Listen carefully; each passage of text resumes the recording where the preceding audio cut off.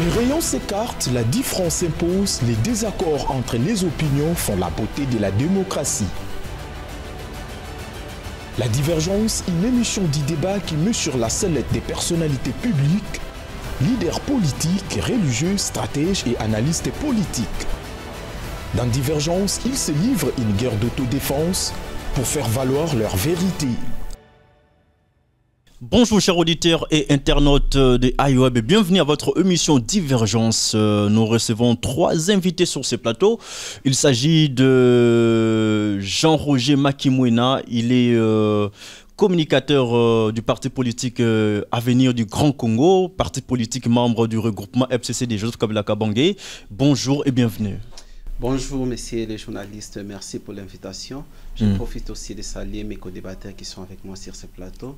Et je ne peux pas passer, je salue aussi mon président du parti, Jean-Calvin Mboué-Soleil et l'oreille du peuple, le secrétaire général Gilbert Mbouta, la coordination provinciale de la Ligue de Jeunes que je pilote. Et je salue aussi toute ma hiérarchie politique de l'Avenir du Grand Congo, l'œil et l'oreille du peuple. Merci beaucoup. Nous avons aussi, lui, il est membre du parti politique de l'opposition, voilà. Et nous avons Josué Katika, bonjour. Bonjour Gilbert Monga, bonjour. Josué Katika, vous êtes internationaliste. Bonjour Gilbert Monga, bonjour à mes co-débatteurs. Nous sommes ici pour bien sûr répondre, comme j'ai toujours l'habitude de le dire, c'est notre devoir d'informer à l'opinion, de dire ce qu'il faut, parce que nous n'avons qu'un seul pays, nous avons que le Congo. On n'a pas besoin de flatteurs, on n'a pas besoin des gens qui viendront avec des idées pour détruire encore une fois de plus notre pays. On a besoin de l'évolution, c'est la même chose que les chefs de l'État veulent. Les chefs de l'État veulent la vérité, les chefs de l'État veulent attendre la vérité, que de lui amadouiller finalement pour avoir quelque chose au final, voilà. Merci beaucoup, monsieur John Mukongo. Il est juriste et spécialiste en intelligence émotionnelle. Bienvenue. Bonjour, monsieur Gilbert Ngongo. Ngonga. Ngonga, voilà. C'est pour moi un réel plaisir de partager ces prestigieux plateaux avec monsieur Jean-Roger. Jean-Roger. Qui l'a suivi d'ailleurs sur... Oui, que je suivi. Et je dois préciser que c'est à la votre demande qu'il est là. Bien sûr, bien sûr. Vous avez demandé un débat. Oui, que je suivi. Il est Makimwena. Oui, mais c'est ce qu'il verra ici. Et je salue aussi mon frère d'à côté. Et c'est pour moi aussi l'occasion de vous présenter mes vœux le meilleur, parce qu'on n'a pas eu le temps de se voir depuis le début de l'année. Justement. Que vous ayez prospérité et autre chose. Merci. Merci. Alors, c'est parti. Nous avons trois sujets sur la table des discussions. Il s'agit d'abord et avant tout, n'est-ce pas, de la confirmation de l'élection de Félix Antoine Tshisekedi comme président de la République par la Cour constitutionnelle pour les 5 prochaines années. Mais aussi, nous allons parler de ces feuilletons Ngobila et Godin Poyi. Godin Poyi, donc le bureau de l'Assemblée provinciale de Kinshasa a demandé à Godin Poyi de démissionner. Godin Poyi refuse de démissionner et s'assoit sur le fauteuil de son pouvoir jusqu'à nouvel ordre. Voilà, il appelle également les militants de son parti politique au calme en attendant la suite des événements. Voilà, nous allons aussi parler de ces 82 députés nationaux et provinciaux invalidés par la centrale électorale pour notamment fraude électorale. Est-ce la CENI a le droit de le faire ou pas? En tout cas, nous allons en débattre sur ces plateaux. Nous ouvrons directement la balle avec vous, monsieur Jean-Roger Makimwena, par rapport au premier sujet. En tout cas, c'était prévisible. La Cour constitutionnelle vient de confirmer l'élection de Félix Antoine Tshisekedi. Vous, de l'opposition, comment vous avez accueilli cette nouvelle? Bon, au début, je dirais d'abord, moi, je fais partie de la plateforme de camarade patriote Joseph Kabila Kabange. Cette situation, d'abord, de près ou de loin, nous ne sommes pas concernés là-dessus, mais ce qui nous retient, parce que c'est une histoire très bas qui se passe à ce niveau, nous devons nous intégrer là-dessus parce qu'on a touché la souveraineté nationale. Parce que vous allez voir de part et d'autre qu'il y a un souverain primaire qui réclame aussi ses voix, qui disant ce n'est pas celui qui l'a eu à choisir comment les choses peuvent se passer de la manière. Et pour aller à cette confirmation de la Cour constitutionnelle, moi je dirais ceci. Il faudrait comprendre d'abord, nous travaillons avec le type de régime. Au sein de cette Cour constitutionnelle, tous ceux qui sont là comme des juges travaillent avec M. Félix Tshisekedi. D'abord, je vais te rappeler une chose parce que j'oublie souvent avant de passer. Vous savez, avant d'aller aux élections, la loi dit 3 mois avant d'aller aux élections, il faut qu'il y ait une autre cour constitutionnelle qui doit être mise en place. Maintenant, vous allez comprendre, moi je l'ai dit sur un plateau, que les fautes que cette même cour constitutionnelle doit accompagner et à la fin confirmera les candidats qui est en train d'être préparés à ces élections, vous allez voir, il n'y aura pas une nouvelle chose qui va se passer. Donc c'était là déjà une violation de la loi partant de M. Félix Tshisekedi Tshilombo qui devait déjà mettre en place une autre cour constitutionnelle avant 3 mois d'aller aux élections. Mais chose qui n'a pas été faite. Et cette confirmation de la cour constitutionnelle, je précise encore qu'il faudra comprendre que lorsque vous êtes au pouvoir, lorsque M. Félix est au pouvoir, il a déjà eu toutes les manœuvres pour mettre cette cour en place. Parce qu'il savait qu'à un moment donné, ça va craquer et qu'ils vont les confirmer comme président de la République. D'aucuns pensent que la composition de cette cour a été illégale. D'abord, j'ai sali les professeurs Théodore Ngoy. Les pays comme la RDC a besoin de têtes comme M. Théodore Ngoy. J'ai suivi toute sa plainte du début à la fin où il a souligné l'inconstitutionnalité sur sa plainte, sur sa requête. Mais devant les juges, M. Dieudonné Kamuleta et les ministères publics et d'autres avocats qui ont eu à défendre M. Félix Tshisekedi, je m'étais retrouvé devant un blanchiment de la tricherie au sein de cette cour constitutionnelle. Parce que moi, je ne pense pas, je ne sais pas sur quelle magie un président de la République peut être élu avec tant des irrégularités. Et on trouve d'ailleurs, ce n'est pas encore le fait de la question, mais vous allez nous poser la question, mais qui revient à la sommité de l'État avec une telle majorité ou un pourcentage au-delà. Moi, je pense que tout a été déjà bien prévisible d'eux en avant. Et cette confirmation de la Cour constitutionnelle n'est que d'autre parce que entre la Cour constitutionnelle et le président de la République, c'est une relation qui existe entre un bras séculaire et un mentor. Il ne faut plus attendre une contestation de la part de la Cour constitutionnelle. C'est pas enfin qu'au début même, je salue les camarades Martin Fayulu qui avait dit que non, nous pouvons ne pas saisir la Cour constitutionnelle actuellement parce que vous devez comprendre que la Cour est au service de M. Félix Tshisekedi. Vous allez saisir la rue alors? Dans un pays sérieux, saisir la rue, pour certains, c'est une procédure. Mais la voie légale qui devait éclaircir l'opinion, c'était la Cour constitutionnelle. Mais elle-même est déjà inféodée, prise en otage. Je reviens, nous avons 9 juges à la Cour constitutionnelle. Nous avons 3 qui reviennent de la présidence de la République et 3 qui reviennent au sein de cette Cour constitutionnelle. Et les 3 autres proviennent de l'Assemblée nationale et du Sénat. Imaginez que dans tout ça, comme la Cour a 3 juges, il y a une codominance politique politicienne qui domine déjà cette Cour constitutionnelle. À la vue d'une décision ou contester la confirmation de M. Tshisekedi, ça ne serait pas l'élément clé ou l'élément majeur de la Cour constitutionnelle. Vous avez suivi. Donc moi je pense qu'aujourd'hui nous devons être prêts à tout. Nous devons appliquer toutefois l'article 64 parce qu'à présent... Mais on ne sent pas, le peuple n'est pas derrière vous. Vous avez du mal à mobiliser. Depuis que Moïse Katumbi avait fait la vidéo publiée sur les réseaux sociaux appelant les Congolais à manifester, il n'y a aucune manifestation jusque-là. Apparemment, vous n'êtes pas en collaboration avec le peuple congolais. Je vous rappelle une chose. Si le peuple n'était pas en collaboration avec ses opposants qu'ils ont éliminés d'une manière légale, ils ne devaient pas réclamer. Vous êtes là. Si les téléphones sont ouverts, vous allez apprendre combien dans cette population qui réclame qu'il y ait annulation de ces élections, de ces processus électoraux chaotiques, où moi j'appelle même qu'il n'y a pas eu élection du 20 au 27 décembre. Il y a eu quoi? Mais il y a eu un congrès de l'IDPS aux Aïe. Voyez. Et lorsque vous dites qu'il y a le peuple qui n'est pas en synergie avec les opposants, moi je suis sidéré. Pourquoi? Parce que je vais éclaircir la chose. Vas-y. C'est actuellement, vous allez voir si vous descendez dans le riz, nous faisons face à un régime qui n'est pas prêt à faire une passation de pouvoir. Ils ont eu à manipuler une tribu à le mettant de tennis pour aller les donner des injonctions une fois la population ou les souverains primaires s'expriment d'être mécontents face à ces élections chaotiques. Il faut tout faire sauf rien. D'ailleurs, nous sommes en train de voir ce que nous voyons à la cité avec nos militaires. Et moi, je pense que les militaires devaient être au centre de la chose. Mais actuellement, c'est que nous traversons. Je suis en train de voir une tribu. Je suis en train de voir une tribu qu'on a donné des tennis qui sillonnent tout Kinshasa et les autres militaires on les a mis de côté. Voilà comment on est en train de diriger les pays au nom d'une tribu, mais on veut se maintenir au pouvoir au nom de l'unité nationale. C'est inacceptable. Merci beaucoup, Josué Katika. Je suis à vous. Tshisekedi est confirmé président de la République pour les 5 prochaines années. Qu'est-ce que cela vous inspire comme commentaire? Et puis de deux, pensez-vous qu'au deuxième quinquennat, Tshisekedi peut relever certains défis qu'il n'a pas pu relever au premier mandat? Merci Gilbert Monga pour cette question pertinente. Je vais rester analyste politique, en même temps internationaliste.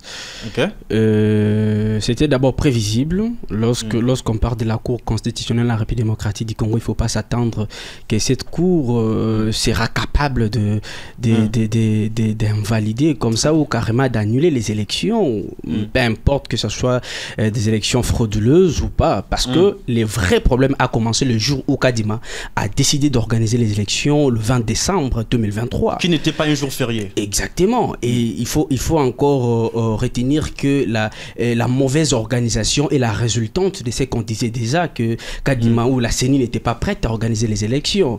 Ils ont organisé les élections juste pour défier, pour je ne sais pas moi, comme ça, faire face à un conflit existentiel entre certains candidats qui faisaient déjà la pression à Félix Tshisekedi de quitter les pouvoirs à tout prix. Exemple, Martin Fayoulou, Moïse Katumbi. La Cour constitutionnelle travaille en symbiose avec les chefs de l'État. Elle qui devrait normalement être neutre. Mais si vous regardez les irrégularités prouvées par Théodore Ngoy, est-ce que vous allez, si vous étiez vraiment, comment, je ne sais pas moi, comme ça, juriste, vous allez accepter que ces élections, hein, vous allez vraiment accepter ces élections chaotiques organisées Kadima? Non, il y a eu des irrégularités. Malgré ça, la Cour constitutionnelle... En termes de proportions, qu'est-ce que ça représente ces irrégularités? En pourcentage mais ça représente beaucoup. Lorsqu'il y a une faute, on doit annuler tout. C'est simple. Vous voulez construire un État sur base de mensonges? Non, parce qu'il y a des petits problèmes, on doit minimiser ça. Non, il faut toujours prendre tout au sérieux. La Cour constitutionnelle devrait normalement annuler ces élections, parce que nous avons tous vu comment est-ce que les élections ont été organisées en République démocratique du Congo, que la population dans son ensemble n'a pas voté, ça il faut en tenir compte, que certains bureaux certains bureaux a été accaparés par un groupe de gens, les oligarques de l'Union sacrée, pour les intérêts de Tshisekedi qui ne laissaient pas. Je suis analyste, je dis, je parle par rapport aux faits. Personne ne peut me prouver le contraire, qu'il y a eu des bureaux qui ont été accaparés. Voilà, les résultats sont là. Aujourd'hui, c'est monsieur Gentini Ngobila est sanctionné. Et on en parlera d'ailleurs. Exactement. Alors, qu'est-ce qu'on peut attendre dans le deuxième mandat Félix Tshisekedi? Tout à fait. Absolument rien. Absolument rien. C'est lui qui n'a pas pu faire quelque chose au premier mandat. Vous pensez qu'au deuxième mandat, il fera sûrement... Il ne fera rien. Il peut se rattraper. Non, s'il vous plaît, Gilbert Longa, ce matin, je vous ai cité 4 secteurs. 4 secteurs qu'on devrait peut-être avoir un petit changement. Malheureusement, on n'a rien vu. Le secteur, je prends sécuritaire, il n'y a absolument rien. Nous sommes toujours en insécurité. Toutes les frontières de la République démocratique du Congo sont toujours poreuses. Tous nos territoires sont convoités par les étrangers. Tu ne le sais pas. Il y a toujours les étrangers sur le territoire congolais où les mamans sont violées. Nos territoires, nos ressources naturelles bien sûr, nos minéraux sont toujours exploités illégalement par les États vigoureux, par les États voisins où Félix Tshisekedi le savait très bien depuis qu'il était à l'opposition. Le secteur, je prends le secteur économique. Voilà. 0 sur 10, parce que vous voyez l'augmentation de prix sur le marché. Notre marché, le marché congolais est accaparé par les étrangers. Il n'y a que les petites entreprises étrangères qui sont ici à Kinshasa, et les Congolais sont devenus les travailleurs avec quel salaire? Tout ça entre dans l'économie de l'État. L'économie est par terre. Lorsque vous êtes faible économiquement, cet État n'existe pas. On avait cru qu'avec l'arrivée de Vital Kamerhe à la tête de on vous a vendu le rêve, s'il vous plaît. On vous a vendu le rêve, s'il vous plaît. Je vous avais dit dans une émission, La Relève, que Vital Kamerhe ne représente rien, plus rien pour les Congolais. C'est juste, s'il vous plaît, Vital Kamerhe n'est pas expert selon les autres en matière économique. vous avez vu vous-même. Qu'est-ce que Vital Kamerhe a changé? Jean-Pierre Bemba également, je ne voulais pas parler de ça. Aujourd'hui, qu'est-ce que Jean-Pierre Bemba a apporté? L'intégration régionale aussi. Vous voyez? Donc, il n'y a absolument rien. Sur le plan, je dirais, le secteur éducatif. Bon, je sais que les autres viendront me dire ici, il y a une gratuité de l'enseignement. Ça a commencé d'abord à l'époque de Kabila. C'est d'abord constitutionnel. C'était dans la province de Grand Bandundu. S'il y a les gens qui n'ont pas voyagé. Même au Congo central chez moi. S'il vous plaît. Même au Congo central chez moi. S'il y a ceux-là. Oui, s'il vous plaît. S'il vous plaît. S'il y a ceux-là, ok, qui n'ont jamais mis leurs pieds dans nos provinces respectives, ils n'ont qu'à se taire, s'il vous plaît. Parce que nous, moi personnellement, j'ai été dans le Grand Bandundu. Je vous cite le village. Dans le Bumba, ok, dans le Kirunga. Moi, je vis des écoles où il y avait la gratuité de l'enseignement. Je le dis en guise de cause. Avec quelles conditions? Non, mais aujourd'hui, il y a quelles conditions? Aujourd'hui, il y a quelques conditions. S'il vous plaît, qu'est-ce qui a changé? Nous voulons la qualité. Vous savez, vous pouvez être 10 dans une équipe. Si vous tous là, vous êtes faibles, vous n'allez pas marcher. Rien ne va marcher. Il s'agit d'avoir une équipe de 5 personnes qui sont fortes, qui sont capables, intelligentes, capables de changer les choses, de modeler la société. C'est de là qu'on comprend que les choses avancent. Mais si vous êtes 10 et que vous ne faites rien, vous voulez qu'on dise que les choses avancent malgré vos décisions unilatérales qui ne changent absolument rien? Voilà, merci beaucoup. Et donc, monsieur Tshisekedi, monsieur Félix Tshisekedi, enfin, le président de la République, parce qu'il est confirmé. Il est confirmé, président de la République, ne va rien faire pendant son nouveau quinquennat, si je peux dire ça, parce qu'on a déjà vu, pendant son premier mandat, il n'y a eu absolument rien. Et au deuxième mandat, on attend, en tout cas les Congolais, je vous dis, surtout la jeunesse. La jeunesse, d'ailleurs c'est un message passé à la jeunesse. Vas-y. Focalisons-nous à ce que nous faisons déjà. Travaillons dur pour gagner notre vie. Ne mettons pas l'espoir à Félix Tshisekedi parce qu'il ne va rien faire. Merci, ça n'engage que vous. Tshisekedi ne va rien faire pendant son deuxième quinquennat. Monsieur John Mukongo, vous avez suivi les commentaires de vos prédécesseurs sur la confirmation de Félix Antoine Tshisekedi comme président de la République par la Cour constitutionnelle. D'abord, il y a eu l'opposition qui a soulevé beaucoup de cas d'irrégularité par-ci par-là. Sur le plan de droit, est-ce que la Cour a-t-elle droit de confirmer l'élection de Tshisekedi, ou bien elle devrait, si elle était neutre, d'invalider ou d'annuler l'élection présidentielle? Oui, merci beaucoup, messieurs les journalistes, mais je voudrais quand même demander ou attirer l'attention de mes co-débatteurs. Nous sommes dans une émission qui se veut un peu pédagogique. Justement. Si on est plus évasif, on aura du mal à cerner la pensée et de faire des répliques, parce que là, l'émission s'appelle Divergence. Justement. Mais lorsqu'on fait du coq à l'âne, on est ici, on est là-bas, on ramasse ici, on ramasse la gratuité de l'enseignement, ça ne permet pas aux co-débatteurs de rencontrer vos moyens, comme on le dit en droit. Voilà. Pour répondre maintenant à votre question, la confirmation de Félix Tshisekedi, président de la République, allait de soi. Je ne sais même pas pourquoi ça défraye la chronique. Je ne sais pas. On s'attendait à ça. Mais bien sûr. Parce que du point de vue déjà du score qui séparait Félix Tshisekedi à d'autres candidats, on ne pouvait pas imaginer un scénario contraire. Mais vous avez posé un problème technique. Est-ce que la Cour constitutionnelle avait cette capacité-là ou cette compétence-là d'annuler l'élection présidentielle du fait des irrégularités soulevées par l'opposition? Je vois même mon frère, il a dit dans le Congo central, il y avait la gratuité de l'enseignement. Je suis du Congo central, ne vous en faites pas. Les irrégularités, etc. Je vais poser un peu le fondement. Voilà, allez-y. Les irrégularités ne peuvent être considérées par la Cour constitutionnelle que dès lors qu'elles impactent significativement ou elle influence significativement l'ordre d'arrivée des candidats. Mon frère a vanté ici Théodore Ngoï. J'ai suivi les déroulés des audiences.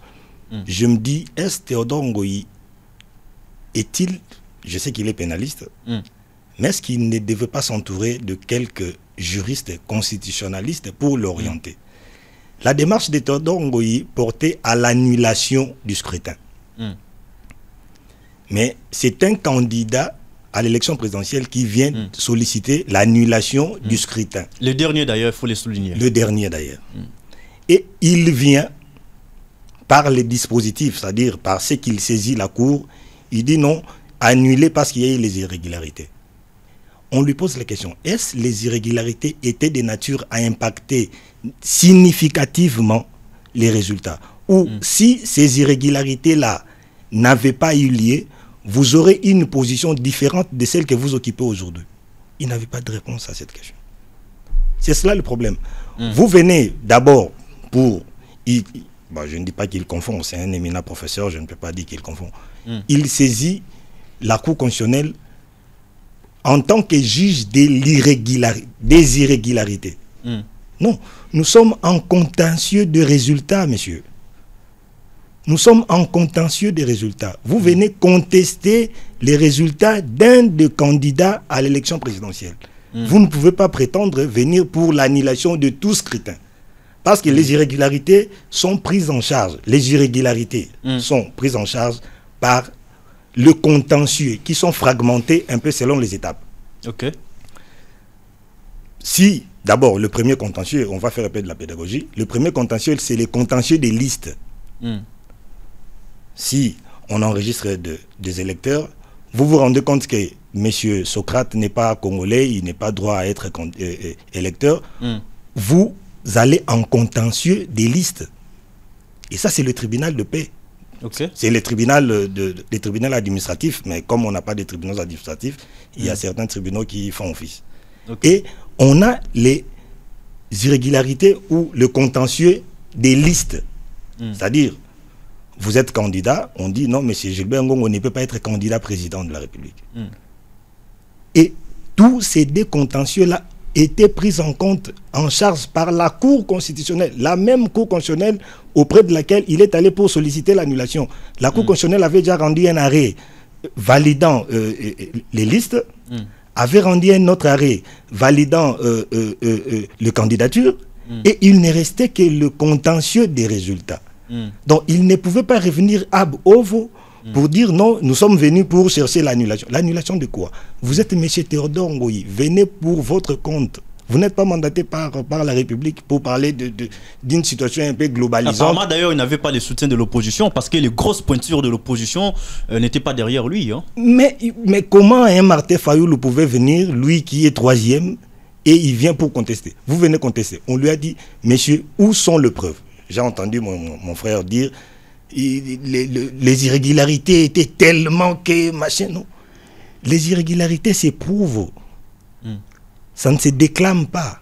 Vous ne vous réveillez pas un matin pour dire il y a eu des irrégularités. Oui, mais tous les observateurs sérieux, toutes les missions d'observation sérieuses sont parvenues de commun accord pour dire il y a eu des irrégularités, certes, mais elles n'étaient pas de nature à impacter significativement l'élection du président de la République. Merci beaucoup. Mais, de ce point de vue-là, on ne pouvait que assister à la confirmation du résultat de M. Président, de M. Félix Tshisekedi, que je félicite. Je ne voudrais pas qu'il y ait des oiseaux, des mauvais augures pour dire qu'on ne s'attend à rien. Non, nous, on s'attend à quelque chose. Parce que notre avenir en dépend.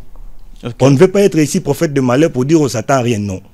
Et puis, je ne sais pas de quelle mesure vous parlez de la jeunesse comme si vous avez un mandat de tous les jeunes Congolais. Donc il faut être un peu modéré, un peu pondéré dans le prise de... Merci. Alors on avait commencé avec M. Jean-Roger avec les premiers sujets. Pour le deuxième sujet, nous commençons avec vous, M. Josué Katika. Je sais que vous avez à dire par rapport au premier sujet, pas de problème. Je vous pose d'abord la question par rapport à ces candidats invalidés par la CENI. Certains d'entre eux ont saisi le Conseil d'État et dans le jour qui suivent, en tout cas, nous aurons plutôt l'arrêt de ces conseils d'État. Alors, pensez-vous que la CENI a-t-elle droit d'invalider les candidats sans les entendre? Merci beaucoup encore une fois de plus Gilbert Ngonga. Je m'aimerais faire un toilettage technique comme je te le dis. D'accord, allez-y. Je l'ai toujours dit.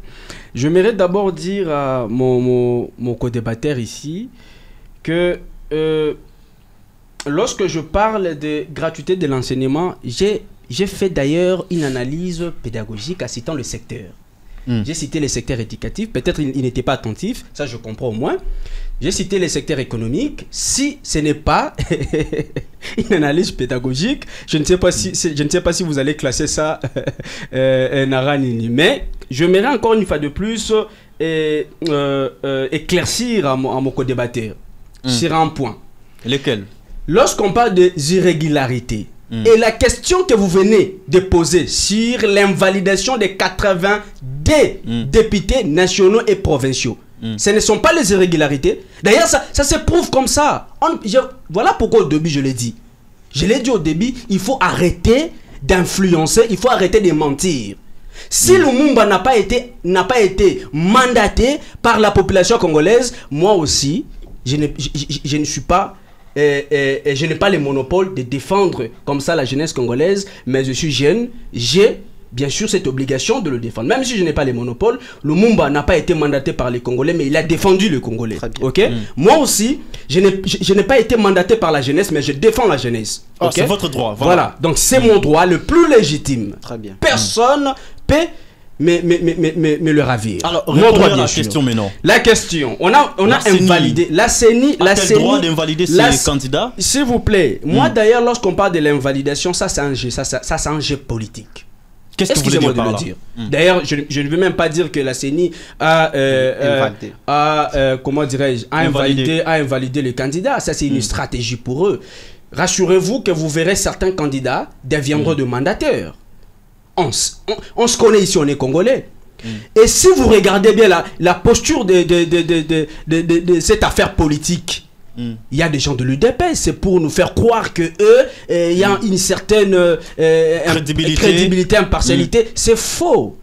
On a invalidé Gentini Ngobila, on a invalidé Tigui Pouloulou, on a invalidé Christian Vouanga. Si vous regardez ces personnes-là, ce sont des personnes qui ont été déjà ciblées. Parce qu'il y a des personnes qui ont bien sûr manifesté la volonté de corrompre bien sûr les chefs de centre. Nous étions à Selembao, nous étions à Bumbu. Nous avons vu certains candidats qui n'ont pas été invalidés mais qui ont corrompu bien sûr. La CENI a promis de publier une nouvelle liste. Ça, s'il vous plaît, c'est une stratégie. C'est une stratégie de Tshisekedi et son frère Kadima. Il faut qu'on se le dise. C'est la stratégie de Tshisekedi et son frère Kadima. Il veut en fait changer la classe politique pour finalement rien faire. Il veut finalement changer des personnes qui n'ont pas été votées. Les personnes qui ont été votées, remplacées par des personnes qui n'ont pas été votées, parce qu'il s'avère qu'ils soient des personnes nouvelles dans la classe politique pour, selon moi, imposer bien sûr son, comment dirais-je, sa loi de veto. Ou comme ça, sa dictature, voilà les concepts. Le vrai problème, Kadima devrait normalement étudier ces problèmes-là au préalable. D'où est venue d'abord ces machines. Donc ça, les responsabilités sont partagées de part et d'autre. Je l'ai toujours dit, la responsabilité d'un État implique la compétence et la légitimité. Est-ce que Kadima était légitime au préalable? Ça, la question encore, il faut se poser. Alors, si Kadima arrive à invalider les candidats, posez-vous la question, d'où est venue ces machines à voter?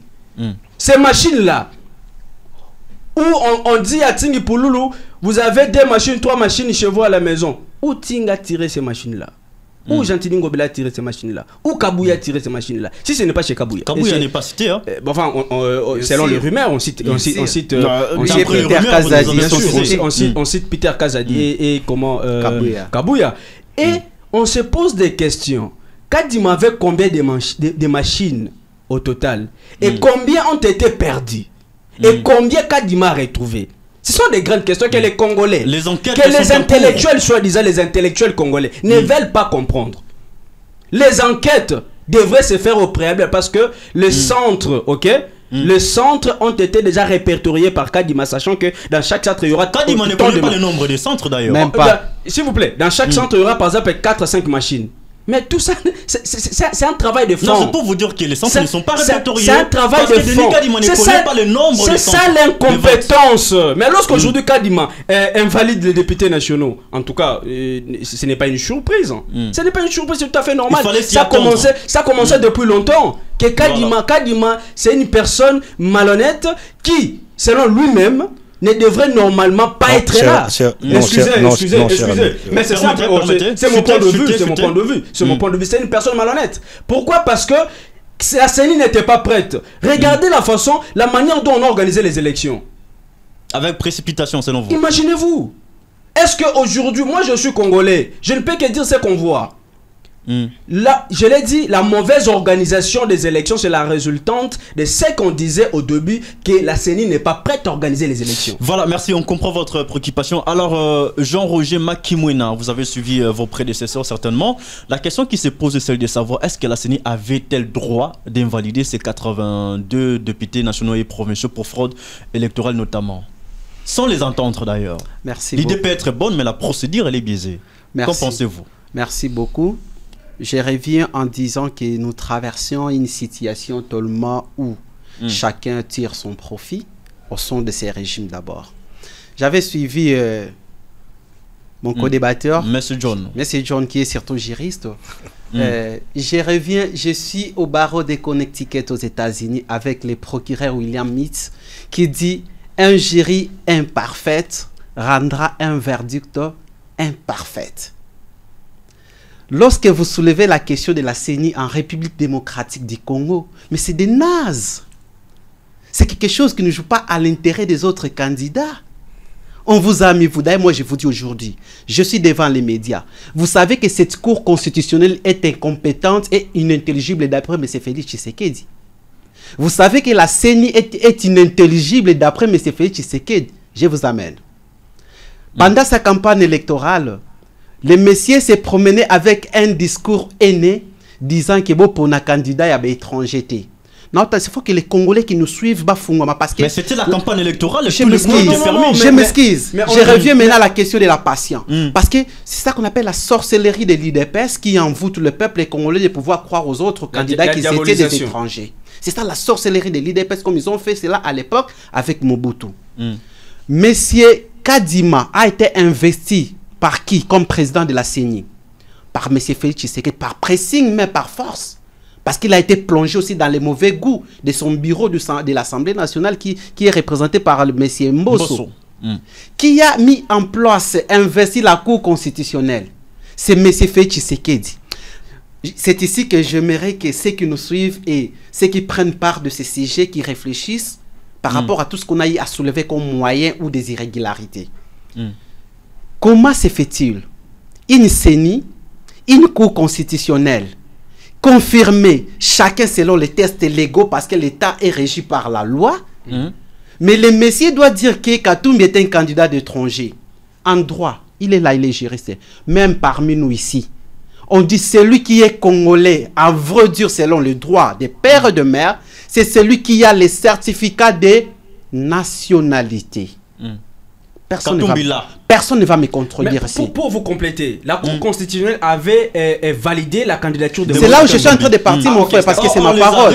Je suis en train d'étaler la matière à ceux qui nous suivent. D'accord, pas de problème, pas de problème. En dehors de chez eux. C'est-à-dire, M. Kadima a été investi par M. Félix et la Cour a été mise en place par M. Tshisekedi. Lui se promène avec un discours aîné, tribal d'ailleurs, qu'il est un candidat des étrangers.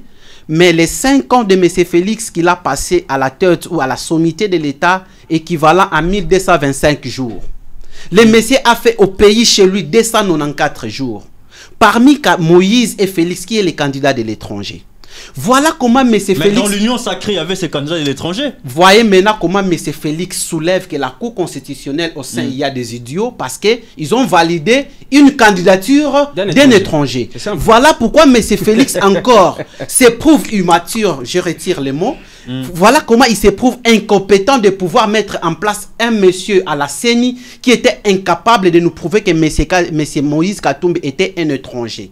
Un jury impartial rendra un verdict impartial. Mais ici, nous avons assisté à une cour constitutionnelle qui avait manifesté toute sa partialité à l'avantage de M. Félix Tshisekedi. Alors, répondez rapidement Je reviens à la question. 82 députés, invalidés sans les entendre.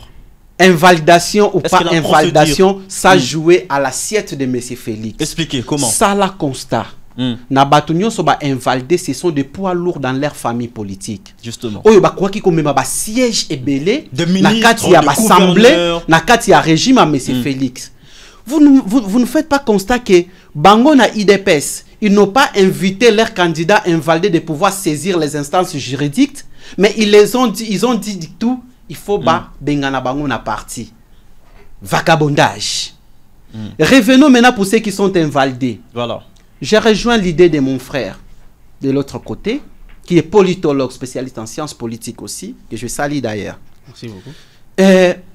Ces gens-là qui sont invalidés, nous avons une CENI qui est l'institution nationale indépendante chargée pour les élections. C'est-à-dire, on ne peut pas retrouver le dev d'une machine chez les juristes et John. J'aimerais savoir qu'on nous dise, ces messieurs-là qu'on a à invalider parce qu'ils ont des machines à banda ou na bango. Conteneur OMMA qui ba machine na bango à partir à port à douane. Parce qu'il y a une référence de Sidonia qui énumère que tel conteneur à travers son BL, et il y a qui na ba machine wana mais eza ya sénité, eza ya ba particularité moko boye. Exact. Ah bon? Oui. Vous comprenez? Mena batouana question photomituna, bazu machine wana wapi. Je vous dis, ça, ce sont des mensonges. Des mensonges. Pire et simple. C'était des mensonges, c'était des pièces montées de toute manœuvre pour anéantir le parti de AFDC, le parti de MLC. D'ailleurs, sur le Taliban, tout la majorité des grands cadors, bazo ko invalidé, baza batwa MLC, baza batwa et AFDC. Nazoko benda matoi, nazoko benda matoi na ndeko bemba, na ndeko baati, na ba parti bo fongo la miso. Bon mon atike ba jouer bino na jemoko boye pour bazo bata diaspora ba payer ça ba poste. Vous avez vu combien de candidats à la présidence qui sont venus de la diaspora? L'un parmi eux d'ailleurs serait un Américain, à part Noël Tiani, l'auteur de la loi des voleurs. Du Congolité. Non, c'est l'auteur de la loi des voleurs. De Tsingi Pololo. Des pères et des mères et des frères. Moutou a mis loi à l'Assemblée nationale Mouyibi. Il ne peut pas invalider. Congolais des pères et des mères qui fraudent. Donc, vous allez comprendre que nous sommes dans un pays où on est dans la bourde, on ne sait pas qui a la compétence d'invalider, qui a la compétence de confirmer, c'est lui qui ne pouvait pas être. La confusion totale entre la Cour constitutionnelle et la CENI. Les conseils d'État et la Cour constitutionnelle qui sont des instances proprement dites sur cette affaire, se sont abstenus et c'est M. Kadima qui est d'abord incapable, je vous dis, de nous dire combien de bureaux ont ouvert les jours des votes, de nous dire combien de bureaux n'ont pas fonctionné les jours des votes, de nous dire quels sont les PV réguliers qui sont rapportés par les témoins de bureaux de vote. Nous sommes dans la loi électorale dans son article 41. Qui dit quoi? Violation.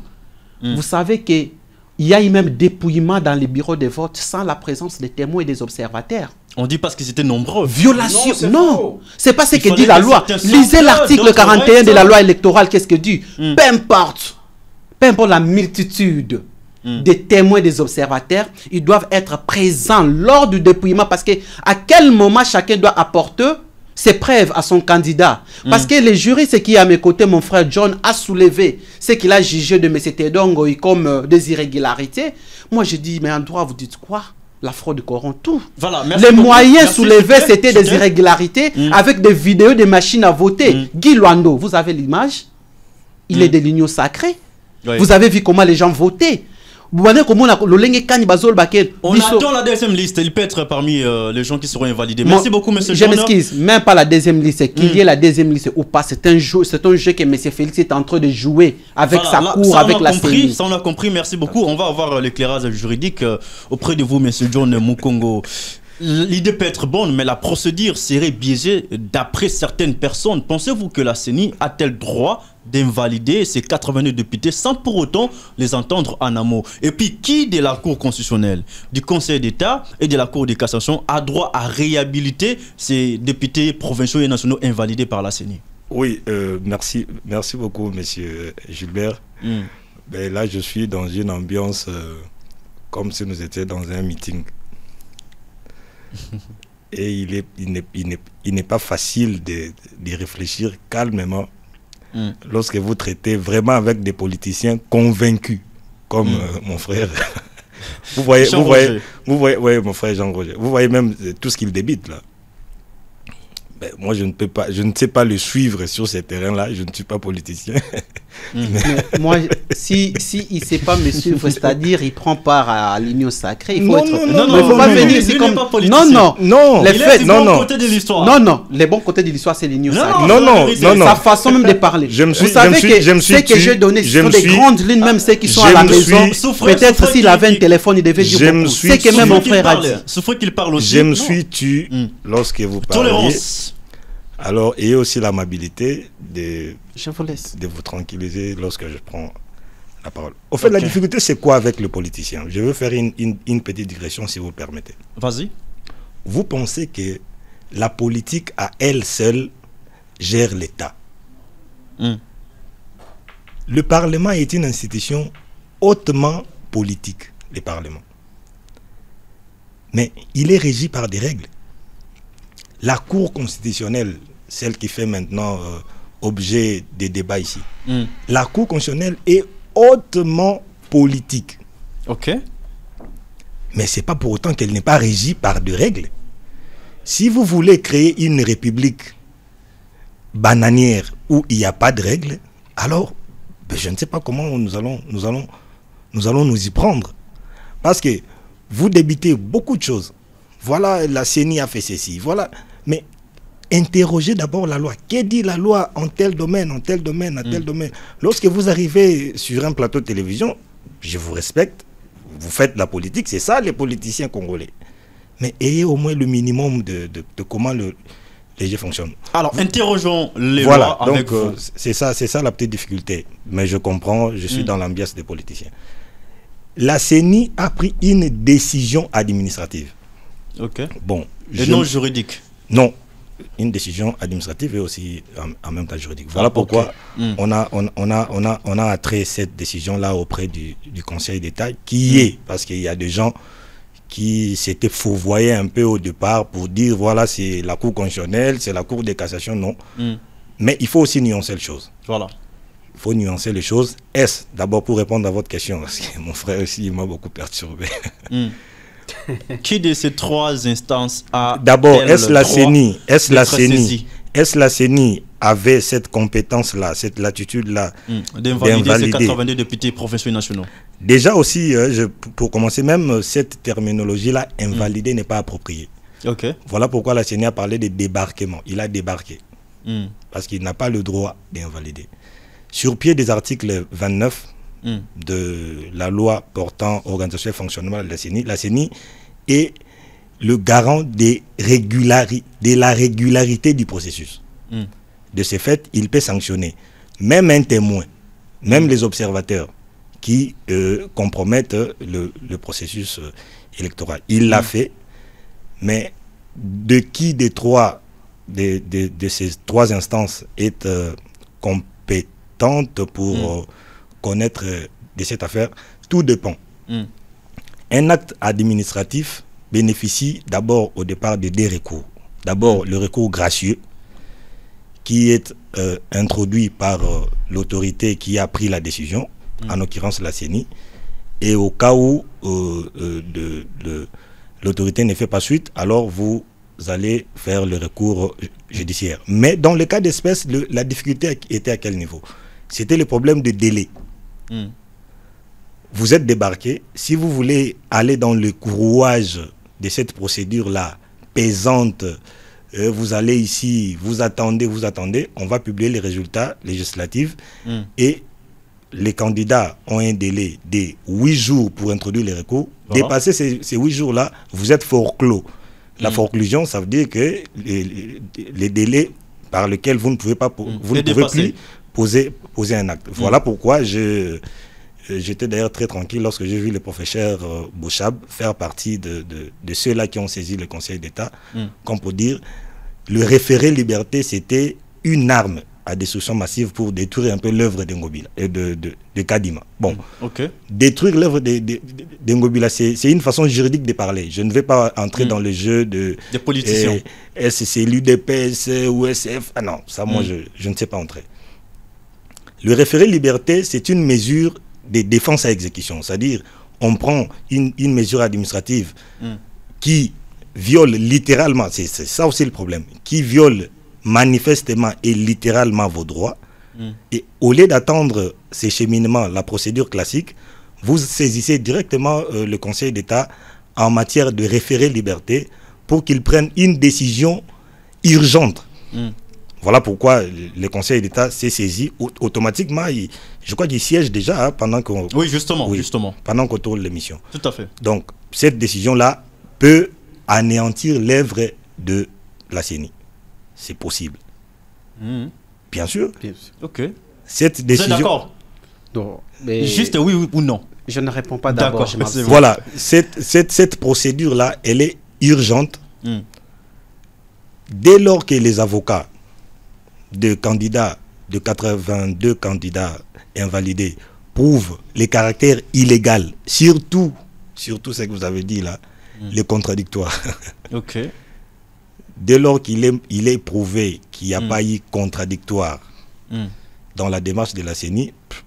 Donc peut-on espérer au rétablissement de certains candidats qui sont débarqués? Bien entendu. Voilà pourquoi dans la vie, il faut éviter des réactions épidermiques. On pouvait bien laisser cette latitude-là aux candidats de s'affronter auprès de la Cour constitutionnelle pour dire que tel avait fraudé, voilà le preuve. Tel avait fraudé, voilà les preuves. Les loups ne se mangent pas entre eux. Non,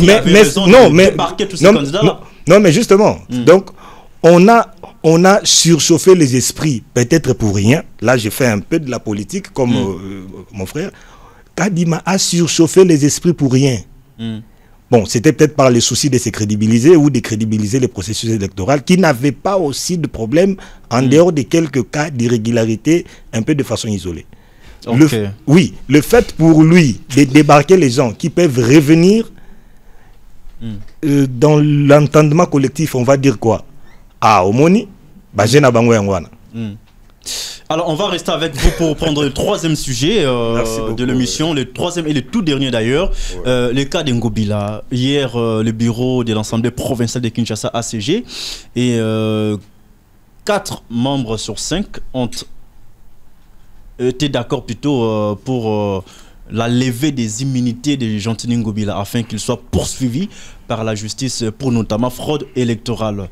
Alors, la question qui se pose est celle de savoir pourquoi Ngobila refuse-t-il de démissionner de son poste de gouverneur pour se livrer à la justice. Ou soit, avant de se livrer à la justice, il faut en amont que Ngobila démissionne, ou bien il peut répondre devant la justice tout en étant gouverneur. Ben après, les Congolais n'ont pas le sens de l'honneur. Hein. Les Congolais n'ont pas le sens de l'honneur. D'ailleurs, dès lors qu'on avait publié cette liste-là de fraudeurs, un homme est pris un peu de sens d'honneur. Il aurait dit simplement d'abord laisser le fauteuil et puis dire bon voilà, je me mets à la disposition de la justice. Ben, le Congolais, nous sommes ce que nous sommes. Surtout qu'on vous a retiré les immunités. C'est ça aussi la difficulté avec Ngobila, c'est une nuance. Là, il est déjà mis à la disposition de la Cour de cassation. Voilà. Or, la matière de référé liberté est une matière civile ou administrative. Mais maintenant, on dit les criminels tirent les civils en état. Ngobila devra aller répondre d'abord à la Cour de cassation. Là, il va aller, ce qui est vrai. Et si la Cour de cassation... il ne veut pas démissionner. Si la Cour de cassation confirme qu'il était fraudeur. Vous voyez, donc nous sommes dans une sorte d'ambroglio du made in Kadima. Là, je suis un peu d'accord avec mon frère. Avec Jean-Roger. D'accord. Non, un peu d'accord. Non, il est d'accord, il sait de quoi nous parlons. Moi, je suis... Non. Moi, je ne suis pas politicien. Je ne joue pas léger. Non, si vous dites pas de n'importe quel politicien. Non. Si vous dites quelque chose de sensé, je vous jette de fleurs, je dis que ça c'est bien. Mais si vous dites quelque chose qui ne convient pas, je dis ça ne convient pas. C'est ça. Je suis un homme honnête, je ne peux pas. Donc voilà, donc c'est cela Après, avec vous, c'est un peu encore très compliqué. Vous le traitez des malhonnêtes, etc. Ça peut constituer une infraction d'imputation de merde. Mais vous appelez ici aussi l'ambiance du plateau. Bien sûr. Bien sûr. Donc, c'était quoi encore votre question? Cette ambiance, elle est tellement électrisante que... Je parle de Ngobila qui ne veut pas démissionner de son poste. Il est obligé de rendre le fauteuil. Qu'est-ce qu'il va faire? Qu'est-ce qu'il va faire? D'accord, merci beaucoup. Il est obligé, mais après. Il est obligé de démissionner. Alors, avant de prendre Josué, je vous prends d'abord Jean-Roger par rapport à Jean-Tini Ngobila. Il est de l'Union Sacrée. Il est du pouvoir. Gouverneur qui est cité parmi les fraudeurs lors du scrutin du 20 décembre 2023. Pensez-vous que c'est de bonnes guerres, de comptes à rendre entre Ngobila et comment il s'appelle, Godin Pouyi, qui depuis très longtemps voulait la peau de Jean-Tini Ngobila? C'est une occasion en or pour lui, en tout cas, de faire sauter Jean-Tini Ngobila. Merci beaucoup.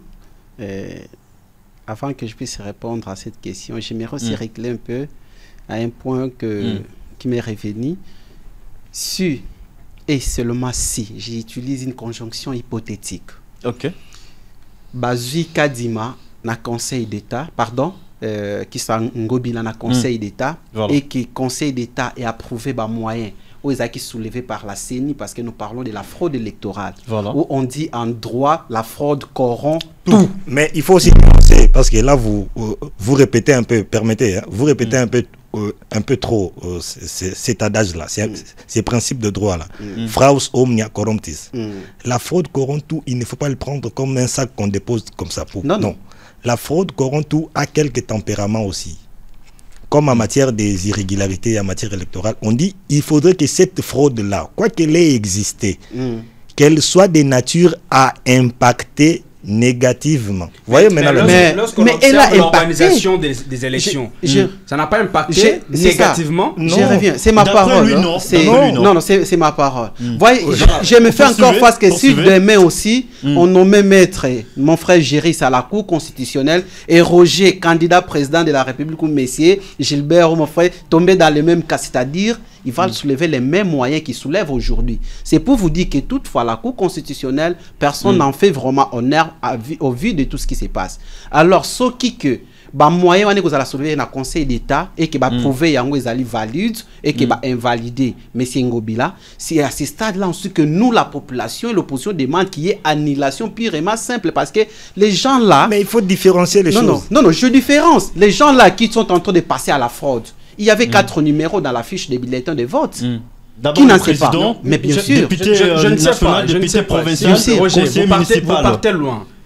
La fraude est là, l'acte est là. On a tous vu. Tout à fait. Que les élections ont été chaotiques. Vous voulez encore quelle irrégularité? Ces irrégularités à leur tour. Ces irrégularités à leur tour. En 2006, l'IDPS les a traités comme quoi? Comme une erreur humaine.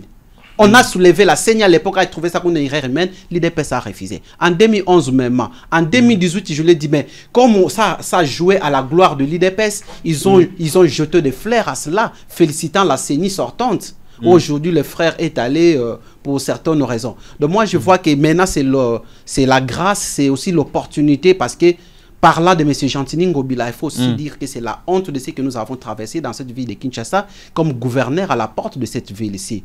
Nous n'avons jamais vu un Kinshasa, une capitale comme celle de M. Jean-Tini Ngobila. Alors l'opportunité, l'occasion est là.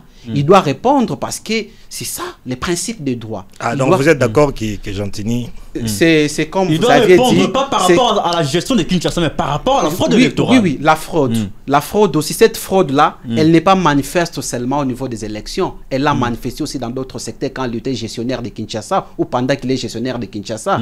C'est pas un gouverneur peut aller acheter une ampoule à $3500 pour alimenter l'avenir. Une seule ampoule, s'il a acheté 100 ampoules, mais il a l'argent, il travaille, il est payé par l'État. Malembe papa, ce n'était pas son... Aucun politicien ne peut sortir l'argent de sa poche pour servir l'État. C'est l'argent du trésor public qui lui permet de faire un devis. Et à Zimbabwe, il y a l'État qui consomme l'ampoule, on est sur $3500. Maintenant, voilà l'occasion pour nous. Quand bien même c'est un coup politique, pour nous autres, c'est une façon aussi de respirer pour que l'État trouve vraiment son nouvel élan. Mais il faut commencer à débaucher, il faut commencer à toiletter au niveau de la sommité de l'État. Parce qu'on est devant un chef qui n'a pas une vision. On est devant les ministres. Oh, oui, nous sommes à la sommité de l'État. Vous parlez du chef de l'État. Bien sûr. Merci beaucoup, monsieur. Donc, nous faisons face à un régime. Nous faisons face à tous les niveaux où l'État congolais n'existe pas actuellement. C'est pas avec que je disais. Nous sommes en train de traverser dans un État où on dirige le pays avec une tribu, mais on veut se maintenir au pouvoir au nom de l'unité nationale. Ça, c'est un discours tribal. Voilà. Merci. C'est pas un bon vous avez la discours parole, monsieur José Katika, pour rencontrer vos prédécesseurs. Bon, moi, en tout cas, si on parle de Gentini Ngobila, je serais d'accord avec tout le monde. Le fait de dire que Gentini Ngobila doit être sanctionné.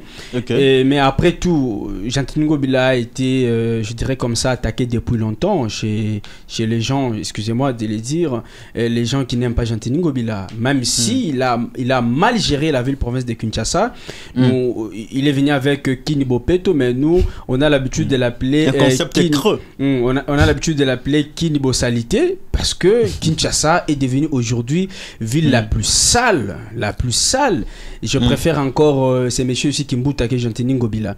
Ben voilà, il a été arrêté. Je parle pas l'arrêté où Gentini Ngobila a été... Voilà, non, je parle arrêter la fraude, donc, voilà, la fraude électorale. Et cette fraude-là doit être... comment dirais-je, la loi doit s'imposer, la loi doit s'appliquer pour sanctionner Gentini Ngobila. Et Gentini Ngobila doit à tout prix démissionner. Et nous, peuple congolais, nous voulons à tout prix voir Gentini Ngobila arrêté. Bien sûr, nous voulons voir Gentini Ngobila arrêté. Non seulement Gentini Ngobila, tous les fraudeurs, Tsingi Pouloulou, Kole Chomba, tous ces gens-là qui ont volé, qui ont fraudé, doivent être arrêtés. Voilà, c'est la fin de l'émission. Votre mot de la fin très rapidement. Bon, je remercie tous mes co-débatteurs. Je vous remercie également Gilbert Ngonga. Je remercie les internautes, surtout les auditeurs de iWeb. Nous sommes très heureux d'ailleurs de défendre la population congolaise, d'informer la population congolaise, et nous sommes là sereins. Nous attendons la deuxième liste sanctionnant comme ça. C'est pour bientôt en tout cas.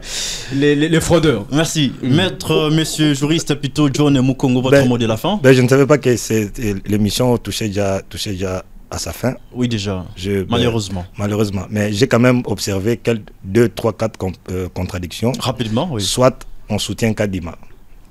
On sait qu'il débarque les fraudeurs, il constate qu'il y a des fraudeurs, mais après c'est le même cas du contraire des malhonnêtes. Donc il faut choisir son camp. Non, s'il vous plaît. Il faut choisir son camp. Non, c'est mon temps d'Athènes, s'il vous plaît, monsieur. C'est mon temps d'Athènes. D'accord. C'est mon temps d'Athènes. Donc il faut être cohérent dans les raisonnements. Il y a mon frère qui a dit quelque chose que j'entends aussi. Parce que monsieur fraudeur X est de la même famille politique que le chef de l'État, parce que lui, il a voté, donc par voie de conséquence, il doit avoir voté pour le chef de l'État. Bien sûr. Il va voter. Non, ça c'est une logique qui ne peut tenir que dans la tête des politiciens. Pourquoi D'après vous, pourquoi? Non, si ça passe pas, on ne peut pas laisser ça. Pourquoi? Si ça passe pas, on ne peut pas laisser ça. Je dis pourquoi. Il veut nous apprendre, mais Ngobila n'a pas écrit. Même vous, intellectuels que vous êtes, j'ai dit pourquoi. Non.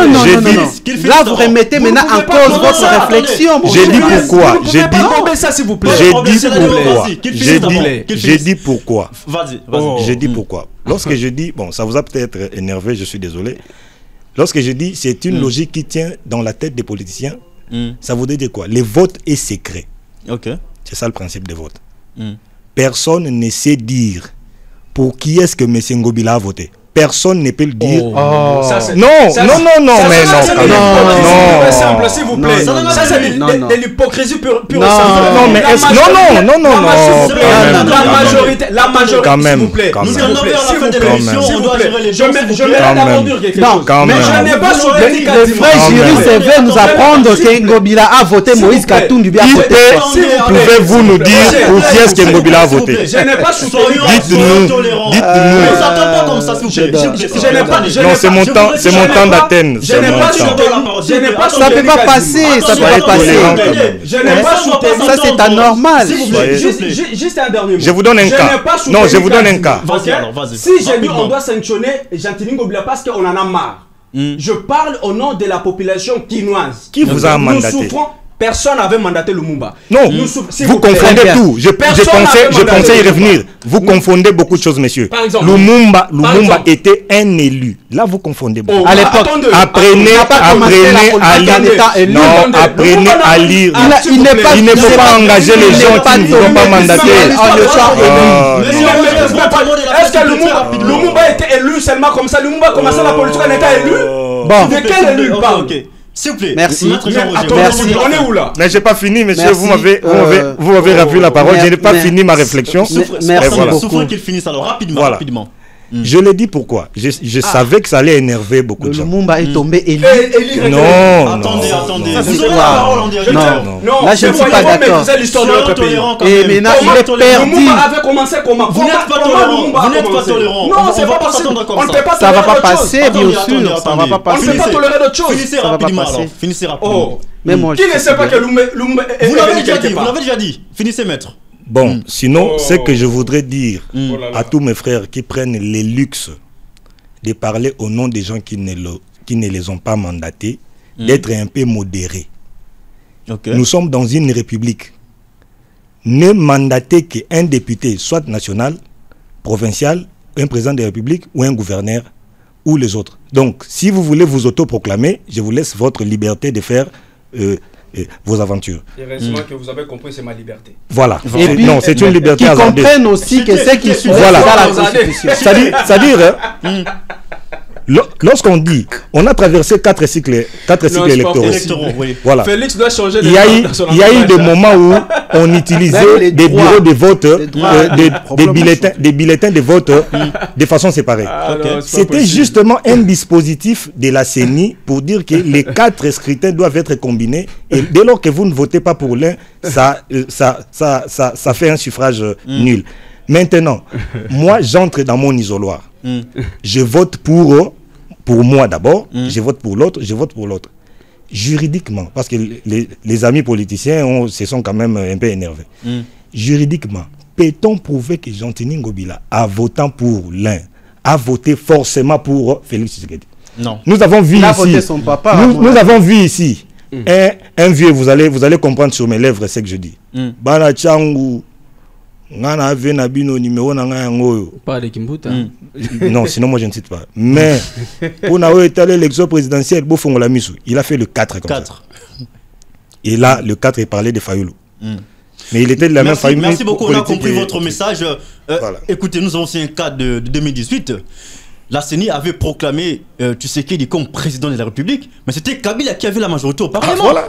Ces gens l'avaient voté pour qui? Mais alors, finissez Monsieur Jean-Roger, votre mot de la fin. Parce que nous ne sommes pas mandatés par la population, sauf un élu, sauf un président de la République, ou un conseiller municipal. Bien sûr. Mais électif. Je les ramène dans la Constitution. Qui reconnaît les pouvoirs politiques dans la famille ou dans la personne de l'opposition. L'opposition politique existe dans un État. Qui n'exclut pas que n'importe quel citoyen puisse mener des actions politiques au nom de la population. Oh, mais c'est non, ça. Il ne peut pas maintenant engager. Le problème, c'est d'engager la population. Non. C'est une infirmité de langage de la plupart des politiciens. Non. C'est une infirmité de langage. Vous aussi, nous avons trouvé, je jugeais, une infirmité à la cohérence. Non, mais comment vous parlez à mon nom? Alors, c'est moi, je vous ai mandaté. Par rapport à votre langage. Non, je vous ai mandaté, moi. Moi, je vous ai mandaté. Alors, émission Nabino Oyo. Je vous ai mandaté. Nazana Mabota et Landaka Yangoming. Je ne peux pas passer sans pour autant l'air citer ici. Vraiment, voilà, vous faites un très bon travail. Non, Quand il y a quelque chose qui se passe très bien, c'est pas comme un président qui ne connaît pas son salaire de 1 105 000 $, qui vaut à 695 personnes congolaises, 695 fonctionnaires de l'État. Et un député qui touche 21 000 $, équivalent. C'est quoi ça, monsieur? Oui, ça s'appelle liste civile. Ça dérange pas. Nazolo Banalingala. Ah, ok. Un député qui touche 21 000 $, équivalent à 33 fonctionnaires de l'État. Mais président lobby, c'est normal parce que je salis c'est que nous sommes mes familles qui nous suivent tellement dans l'émission Oyo. Maman Marthe Assoumani Kumbu, Maman Alice Gonda, Maman José Mawete, Maman Aimé Sakalamba. Et je salue toute la population congolaise qui aime tellement. Oui, ce sont des... Il faut valoriser les mamans d'abord. Merci beaucoup. On comprend. Ils ont dans leur camp, ils ont Denise Niaké. Non, vous parlez de quelqu'un. Lui, c'est un juriste en fait. Non. Il n'est pas Monsieur Apessia, il y a vous parlez de quelqu'un. Est-ce qu'il était naître d'abord ou pas? Maître John. On a compris, merci beaucoup. Monsieur John, est-ce que dans son débat, il était naître? Oh là là. Oh non, mais non. Il est masqué. Laissez-moi le temps de désannoncer l'émission. Chers auditeurs et internautes de iWeb, merci de nous avoir suivis. C'était très chaud. Merci à tous mes invités d'avoir répondu à nos différentes questions. Merci à vous aussi de nous avoir prêté oreille attentive tout au long de cette émission. Je pense que cette émission a été édifiante pour plus d'une personne. Au revoir. On se retrouve demain avec la même dose de plaisir. Les rayons s'écartent, la différence s'impose, les désaccords entre les opinions font la beauté de la démocratie. La Divergence, une émission de débat qui met sur la sellette des personnalités publiques, leaders politiques, religieux, stratèges et analystes politiques.